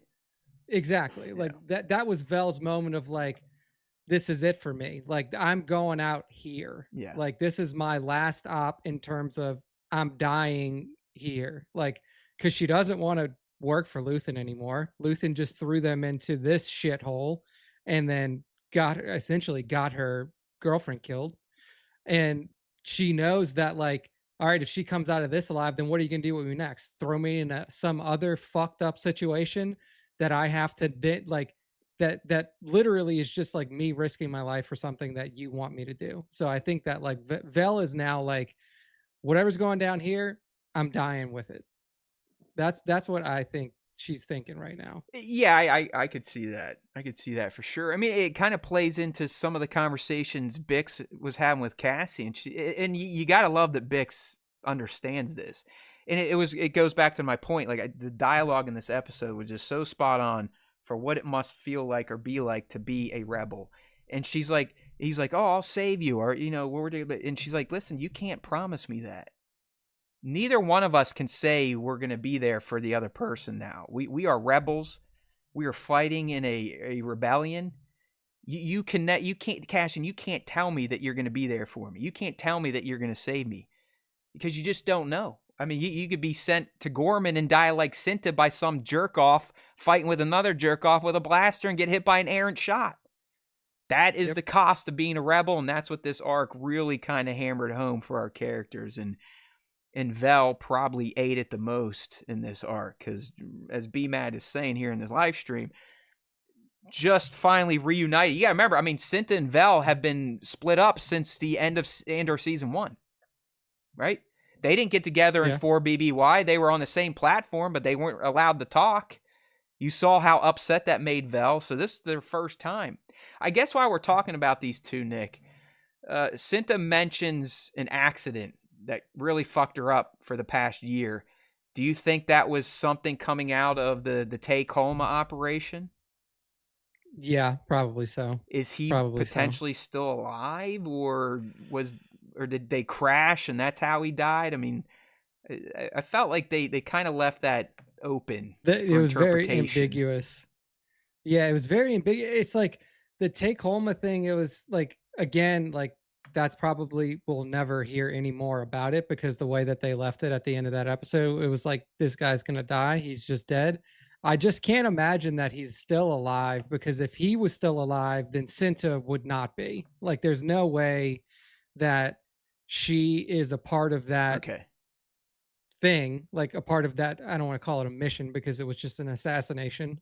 like a part of that task, it failed, and then he's alive, has seen her, and they don't kill her because that she's a loose end, Yeah, right? B-Mad's right. I did Mothma does something. She does say something like, "Oh yeah, I haven't heard from my Yeah, friend in a motherfucker's dead. while." It's like, so yeah, Yeah, he's gonzo. All right. yeah. And BMAT said, were we surprised that Cassian didn't help on Gorman? No, no. I'm not surprised, because now Cassian is too, like, he's going about like his rebellion, and he's doing the best that he can, but like he can't, like, there's no way that he can escape the fact that Bix is back home. Like, and like he wants to go back home to Bix. Like, yeah, like as a rebellion leader, or as like somebody who's now a very like important rebel asset, it is his job to put his life on the line, but it's also his job to make calculated risks. And he calculated the risk at Gorman, and he's like, this is fucked from Jump Street. And he told Luthen Yeah. that, and he was like, I'm not interested. Yeah, he said, "I'm like, not taking this on." And Luthen, he's like, "Okay, well, I got other people." yeah. So he was like, I'm sure if he felt better about it, he would have involved himself, but he's like, I'm not just going to go here and get myself killed Yeah. for no reason. Yeah. Like, No, I agree. I don't think it was all because Bix was at home. I just think Cassian Yeah. knows what's up these days, and he knows this was a bad situation. Like, this is Yeah, not definitely. what we want to throw the main tip of the rebel spear at quite yet. They're not ready. Yeah. All right. And my last top moment was the end there. And it's for many reasons. I mean, clearly Bix was suffering from hardcore PTSD. She's now was a drug addict. I think that's probably going away. She couldn't sleep. She was having nightmares, visions, literally to the point where she's sleepwalking and pulling blasters on imaginary people. But the whole assassination of Gorst, I loved it from start to finish. Not gonna lie, Nick, when I first started watching this, I was like, oh shit, Bix is off doing something insane on her own. Did you, or did you Same. remember that this was, because I forgot that, right when she took her last hit, when Cassian was home, the beacon went off again, and that was essentially Luthen calling them in for the assassination mission. But I completely forgot about that. So when I saw her sitting in Gorst's corner, I'm like, oh fuck, Bix, what are you doing? Like, yeah, no, I was the same way too. I was the same way. I was like, oh shit, like she's just going rogue. That's one of the here. reasons why I thought this whole scene was brilliantly written, scripted, whatever you want to call it, because we're all like, because of how Bix is portrayed for all 3 episodes up until the end, we know she's a loose end a little bit. She's a little off her rocker. And I was just like, oh no, this isn't good. You're in an Imperial apartment. What are you doing? But as we see her walking out and then she even murders someone. I'm like, oh shit, how are you getting out of this? But then she doesn't stop walking. Who does she walk right by? Cassian, who's got the detonator. They blow it up, and it was a plan from the start. Absolutely loved it. It was a great end to this 3-episode arc. Yeah, B-Mad saying he thought it was a dream, and that's another way to look at it for sure. Because she's been dreaming about Gorman or about Gorst the whole time. Yeah. So yeah, I mean, both of those, I kind of had that moment of like, wait, is this another dream? And then I was like, oh, this isn't another dream, because she's doing it. Yeah, because like in her dream, she's never in control. Like she's always like the viewer of what is happening to either her, to the other, like to the soldier that Cassian killed, whatever. And I was like, oh, then she's just lost. Like she's just killing this dude on her own. Yep. So yeah, it was a really well shot. Here's the other thing, again, because I just forgot that the green beacon went off again. Even when she teams up with Cassian, I was like, oh shit, they're doing their own fucking missions now to take care of Bix. But then I started thinking, I was like, no, this is all Luthen's plan, because we did hear through the ISB that Gorst's practices, his torture methods were going to be essentially extended to the entire empire, right? Yeah. All their arms were going to get it. The military was going to get it, so on and so forth. So clearly that's a problem for Luthen's operation. So there was a need to get rid of Gorst. You got to remember, Cassian also broke protocol to shake Luthen down and be like, yo, motherfucker, if you want me to be the guy that you want me to be, you need to help me fix my girl. Yeah. And while nothing was kind of resolved in that conversation, clearly this mission, allowing them both to go on it, was vetted by Luthen, approved by Luthen to check 2 boxes. Let's get rid of Gorst and that potential. Let's help my boy in Bix. So it was probably one of the best written scenes of this arc, just the way it played out. And, you know, we're proving it here. Some thought it was a dream. Some thought Bix went rogue. I was thinking maybe they both went rogue, but it all made sense in the end. And kudos to Bo Willimon, who was the writer of this arc. All right, so that gets us through the top moments here. Nick, let's go through some of the eggs and references that came across in this episode. We got a lot of mentions of the Rimma trade route, which has been featured multiple times throughout Star Wars. This Caro Rylance character, he's I forget what his name was. It is Richard Samuel. He had a major role in the Strain series, and also I believe was one of the Nazi leaders to get his brains bashed in by the Jew Bear in Inglourious Bastards. Yep. Another one, when Cassian and Bix are at the market, I believe the guy says, oh, hey, yeah, this stuff is from Yukio. Well, Yukio is a planet that first appeared in the Force Awakens beginner's game. Yay. My screens are busted this week, so I'm not really matching stuff up to what I'm saying. I can't really find it. Don't want to waste anyone's time, but those guards protecting Cyril's office were catching themselves a little pod race on the Hollows, so you gotta like to see that. Do you think that it looked like the Judlin Waste course, doesn't it? Yeah, or it could the have Tatooine course. It could Kind of looked like it. Yeah. All right. Pod races. Mon. I felt so bad for the poor lady. She was politicking her ass off. It was kind of a nice little montage. Even the senator from Gorman's like, eat my shit. I can't sign off with you.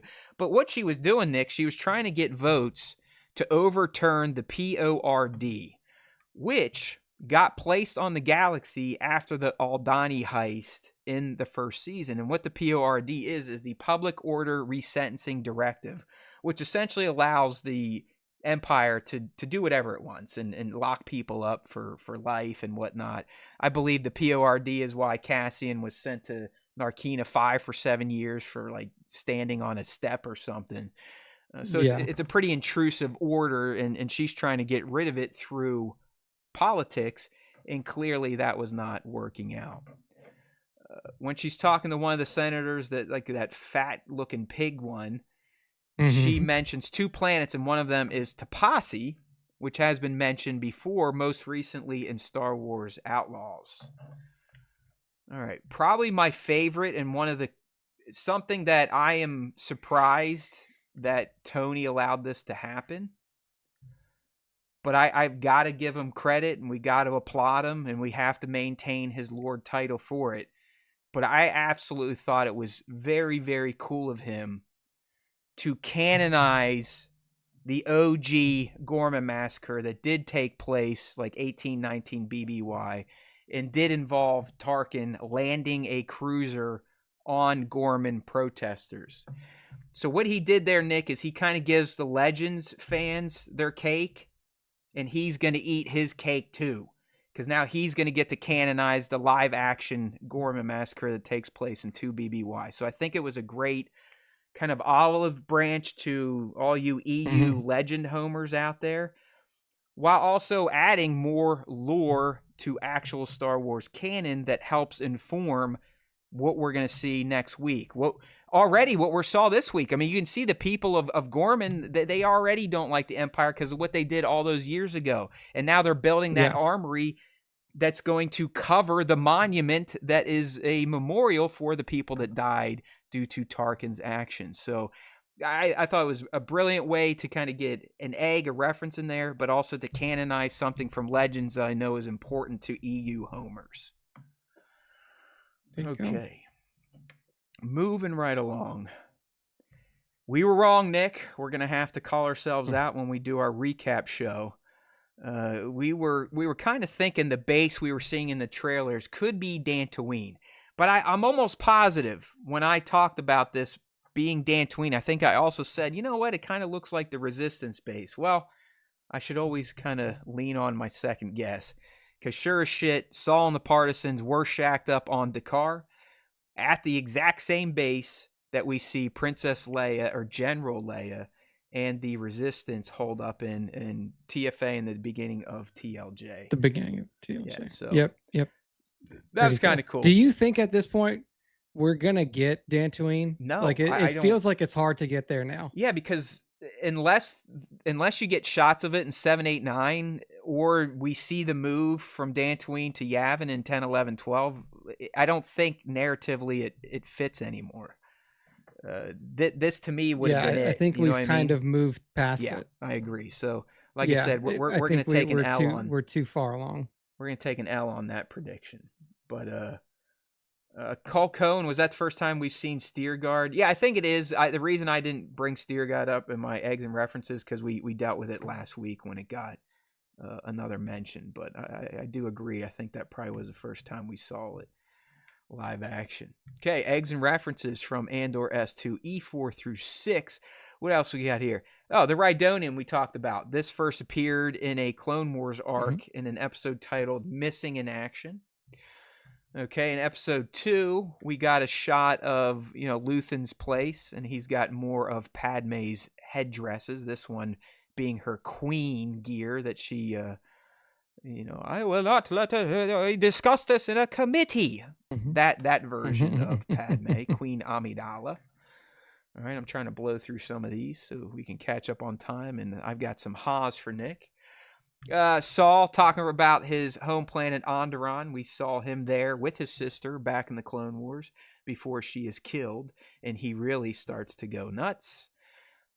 Saul's breathing. I think I discussed that as well. I'm pretty sure that the reason he's in that suit and needs the mask is because of his hobby. Addiction. As we'll say. Yeah, his hobby. We don't call them addictions, Nick. They're hobbies over here. So, and then into E3. And this one, anyone watching, if you've got better ideas than me, have at it.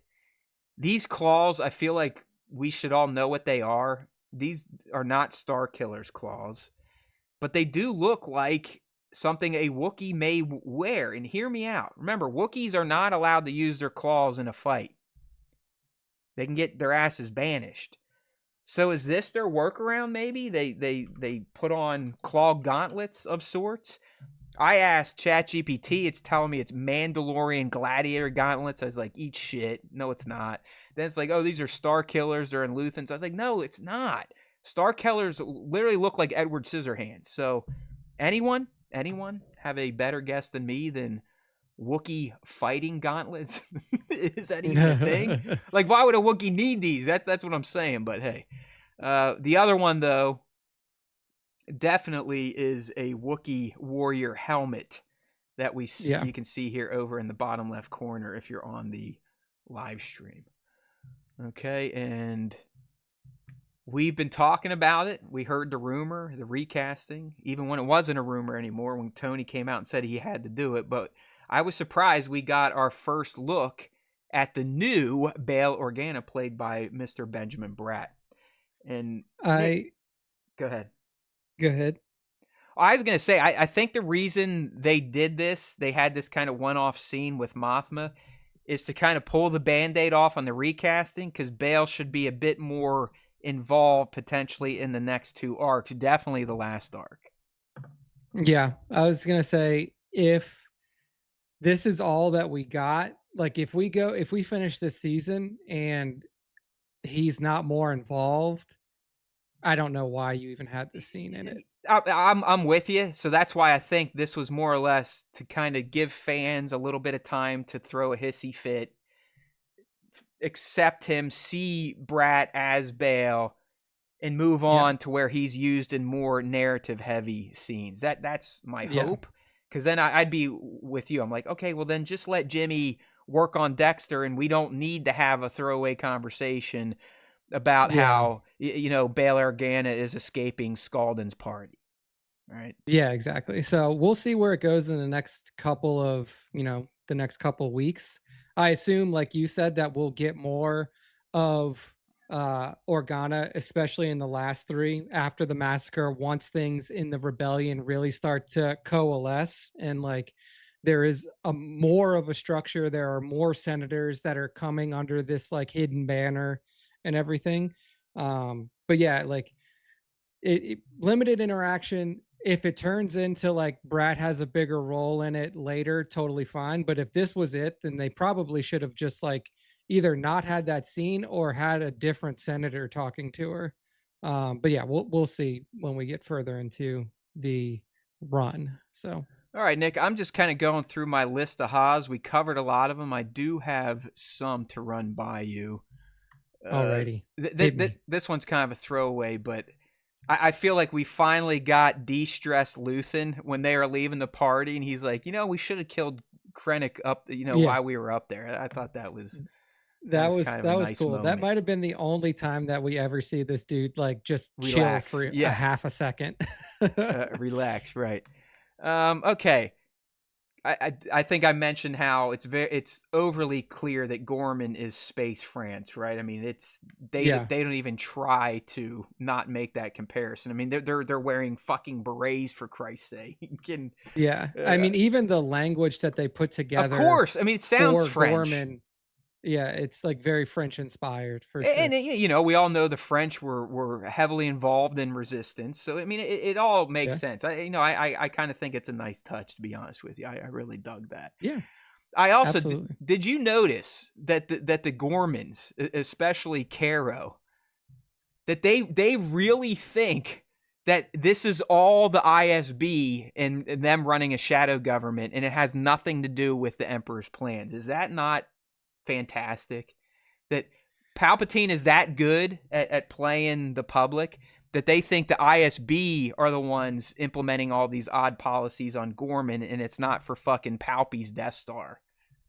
Yeah, exactly. I mean, like but they think small, right? Like they can only see what's right in front of them. So they're like, well, it's the ISB. Like they would never like they're still under the illusion in some form or fashion that like there are still good actors that have a say in things. And they think the Emperor is one of them. I'm telling you, rewatch it. I mean, the way he says is like, I don't even think the Emperor knows what the ISB is doing. I think it's a shadow, implying that the Emperor is actually a good guy at heart, and his government, his empire is getting away from him, which I'm like, Palpatine, you know what, bro? You really are a fucking master badass.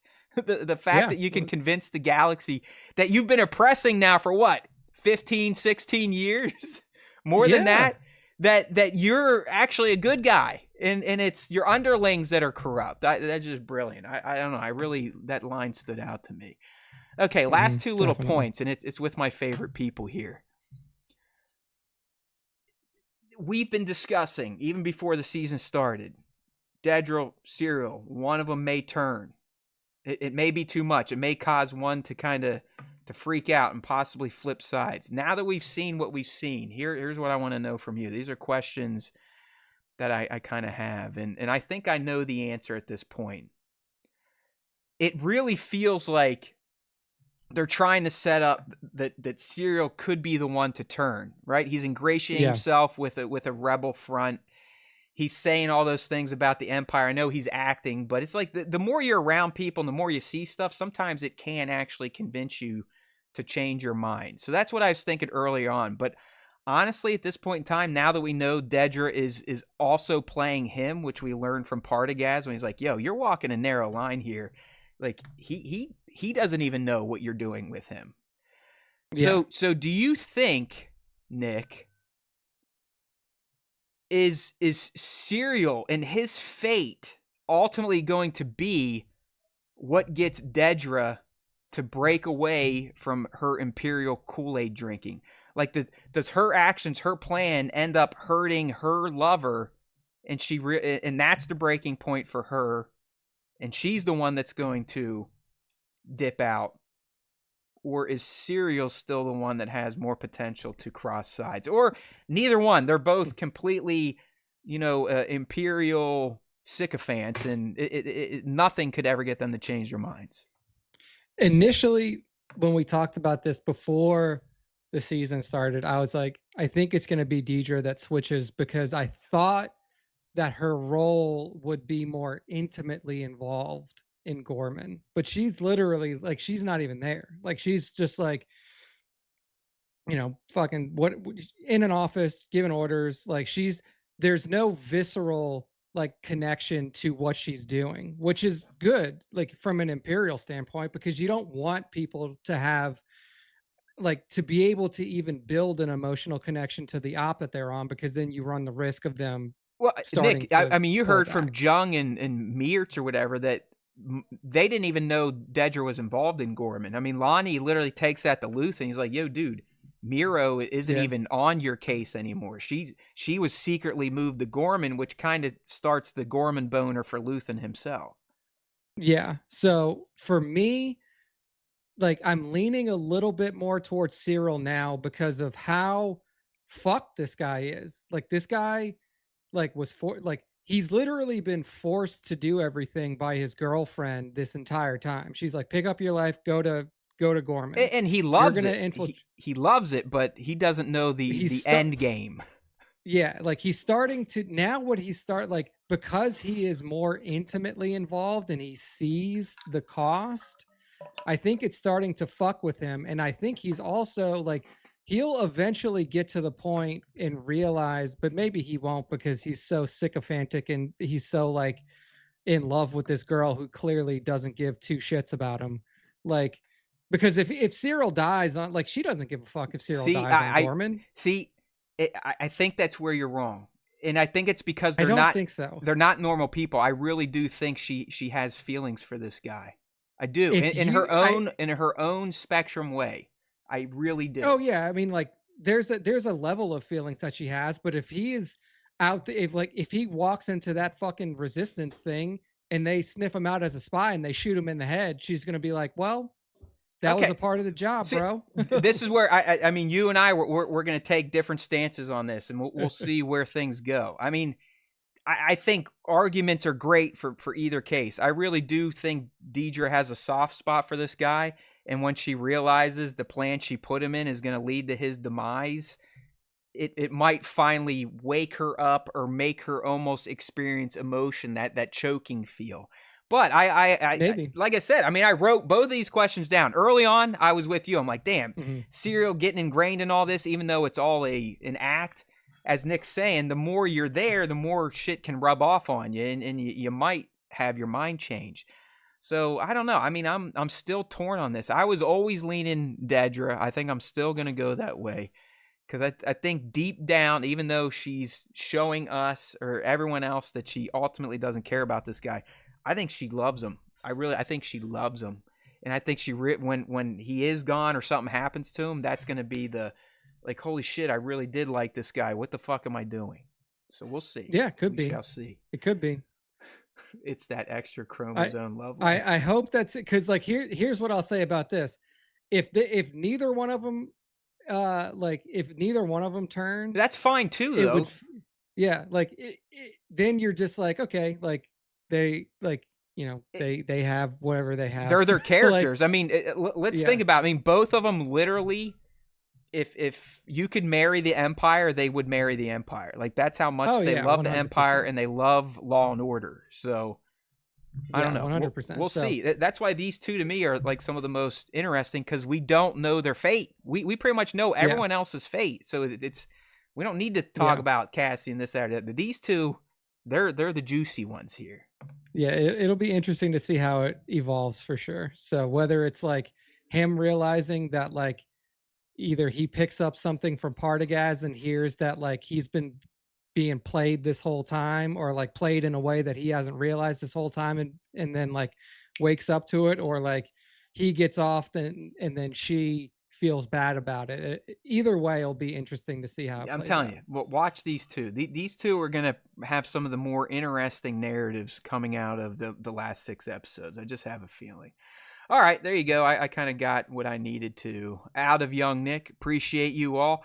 Next week, I mean, prediction-wise, it's clear. We are headed for the Gorman Massacre. We're just trying to figure out, when does it actually pop off? When are we going to see those stormtroopers running down the steps and just start shooting people blindly in that town square? We said it earlier at the start of the show. Nick's thinking, here he's hoping it's at least early 9 or enough time left in 9 so we can kind of have some of the payoff from that fallout. Mon leaving the Senate, declaring herself for the Rebel Alliance. I'm thinking maybe it plays out in 8, the end of 8, and then we have 9 to kind of pick up the pieces. But we think Willman is going to die next week on some crazy mission with Saul that's probably going to get him excommunicated from the Rebel Alliance. There's a chance Vel goes down in the Gorman Massacre to kind of clear the table for 10, 11, 12 to just leave Cassian's main tie as just Bix. And we are hoping to see the Senate speech as well next week from Mon, which is going to leave 10, 11, 12 clearly to focus on the K2 mission and leading us right up to the Rings of Kafrene that we see Cassian head off to at the beginning of Rogue One. You know, I mean, at this point, Nick, right? I mean, K2 has to be 10, 11, 12. Or because Cassian probably may not be on Gorman still, is he maybe doing that while Luthen and everyone else is kind of popping off on Gorman? Yeah, Cassian's open now, so he's probably going to be working a different mission I saw him in trailers, like when the shit's popping off, though. And he might go back, like maybe... Yeah, remember, another year's coming through, so... Yeah, so we're waiting a year, so there's a whole year between what's happened now and when the Gorman Massacre is going to occur. Correct. So it could just be that, like, look, regardless of what your thoughts were, there's Cassian, about... Yeah, right. Yeah, about like the start of this, like it's real now and it's fucking happening and you got to be there. Okay. So, yeah. But that's the main deal next week is going to be the Gorman Massacre and dealing with the fallout, and I believe keeping Bix alive in league with Cassie and keep building that bond up. So when it inevitably goes to shit in 10, 11, 12, it's kind of the stake in Cassian's heart to where he's ready to just do whatever it takes to get the job done, including killing his own assets and considering killing someone's father that he just met. All right. Yeah. All right, Nick, it's time to move this show into its closing rounds here. We're going to end our fan segment. We do it every week at the end of the show. We have the question of the week where we read your responses. You just got to reply to it. This week we are asking the fans, hey, what did you think about Andor S2 E4 through 6? Definitely didn't get a lot of interaction on this one, so luckily for us, this is going to be a quick one, young Nick, but when you're ready, go ahead and take it away. All right. First up, we got Michael Kramer, and Michael Kramer says, Bix getting her revenge. Good stuff there. Then we got Divided Skywalker. She says, I agree with Mac. Bix getting a revenge on Dr. Gorson, my favorite part. And the show tricked me into thinking it was another dream sequence at first. And I'm not going to lie, I was getting kind of tired of Bix's nightmares. So I was pleasantly surprised when I realized it wasn't a dream this time. I also liked how it paralleled her arc from last week's episodes. She started out in a really rough place and then ended both arcs with an empowering action. I hope that Bix's actions allow her to put her demons to bed for good. So good stuff there from Divided. League of Extraordinary Sixthers. She says, the yin and yang of Saw and Luthen's methods as leaders in the rebellion. They both want to quash the Empire, but it's how they get there that's so different, knowing none of them will see the fruits of their labor. So good stuff. That's it. That's all of them. So thank you, Beautiful. League. Thank you, Divided. Thank you, Big Mac, Michael Kramer, for the responses. Hey, we figured, I don't know how people are in terms of episode cadence watching now as well. We know that Bango's behind from his pop-ins before, so we don't. So we don't know. Luckily, he was on his phone. In there, you never know what that guy might be doing now. He's down there boozing for a week straight. He might have been sending dick pics. True. You never know. So I think he saved himself. Have to check the DMs later and see if there's any special surprises. Yeah, I better watch what I say. You never know. He might hear something, get wise to it, and send us an actual DM. So, all right, Nick, what do we got next for our fans here to celebrate them? All right, next up, we got the top 5 Star Wars fan artist features of the week. To get involved with that, make sure to follow us at StarWarsTime.show on Instagram and to tag us at StarWarsTime.show in all of your Star Wars Instagram posts. And I will say we still get a good amount of tags. So people are still interacting with the tag. They're still tagging. They're out there. And one of them that's out here is a galaxy far, far, far away. And a galaxy far, far, far away is giving us an awesome shot of Cad Bane. Cad Bane blasting away at one of his foes, and he's standing right next to a wanted poster of himself, which I thought was pretty cool. It's a great looking shot. I know a galaxy sometimes digitally manipulates the faces to give them those expressions, so I'm wondering if that's happening here. Either way, I love it. It's the perfect little grimace as he is two-hand blasting whoever is across from him. And this is a galaxy far, far, far away, all one word, with a champion of handles on Instagram. Good stuff. Next up, we got plastic pics with underscores at the front and the back, and PIX is how pics is spelled. Plastic pics giving us a really cool shot of Mr. Din Djarin without Grogu. We rarely see Din without Grogu here on the top 5s, but Din without Grogu, he's got his disintegrator rifle with him, and I like this little setup that Plastic Pix has here is really awesome. It's like looking through a large pipe that Din's walking through into like this rusted out warehouse building where he's probably hunting down one of his bounties. So yeah, I mean, awesome shot here. Love the setup, love the posing, love the light sources in here as well. Yeah, it's great. You know what this is, dude? Pix. He's in a rusted out barrel. Like that's a rusted out barrel, and then there's a print behind it. So that's why you're getting those great sun rays in there, and it looks like he is exploring some, almost like the ship's Ray was in on Jakku. On Jakku. Yeah, definitely. What the hell's in so his pocket there? It looks like Gizmo. What the fuck is that? You see that? Oh shit? Yeah, it does look like Gizmo. Holy shit, that? Good catch. I'm like way zoomed in there. I don't think it's Gizmo, but it's definitely like a little like a space looks like koala. a gremlin. Yeah. What the hell is that? Crazy stuff. Dig it. Nice. All right, good stuff there from Plastic Pix on Instagram. Make sure to follow. Next up, we have On Golden Panda Baba.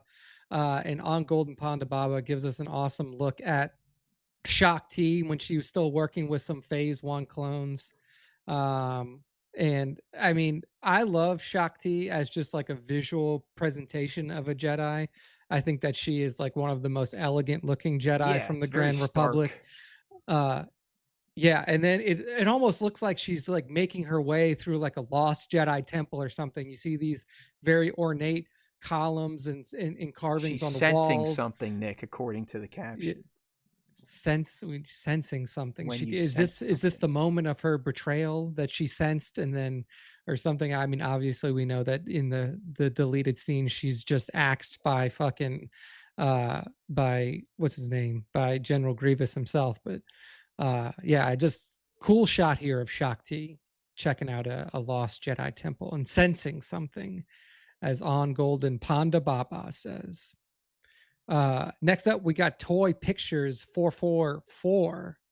It's Toys Pictures. Toys Pictures 444 gives us a cool looking shot here of Ezra Bridger facing down 3 of the Inquisitorius members. So we see Reva, we see the Grand Inquisitor, and then we see he's the fifth brother. What brother is he? You got it. 5th bro. I got it. Nailed it. What a champ. Number 5. I mean, I don't think that Ezra. This is young Ezra too. This is like early rebellion Ezra. This is an alt universe shot. This is an alt universe shot because Reva wouldn't even be in this picture because remember she left. What's his name? The Grand Inquisitor was killed by Kanan and Ezra at one point. So dead. But either way, we love alternate universe takes here from the toy picture community. It's a cool setup, cool use of like the Dio he's using is really cool. Atmosphere fits very well in here. 3v1 showdown with Fifth Brother and Reva with their sabers ignited already, and then Grand Inquisitor, he's just looking at it like, I don't even have to do anything. This is handled already. So good stuff here. Toys, pictures, 444. And then the final one here in the top 5, we got the Great Spartan Figures. The Great Spartan Figures giving us an awesome shot of Han and Chewie taking out some Imperial scum. Hokey religions and ancient weapons are no match for a good blaster at your side, kid. That's right.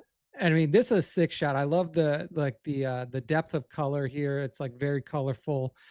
Posing is great. Love seeing the bros there, Han and Chewie taking out the Empire. Yeah, no, I mean it's so Great Spartan Figures. They kind of kick around every week now, and usually every shot's pretty high quality.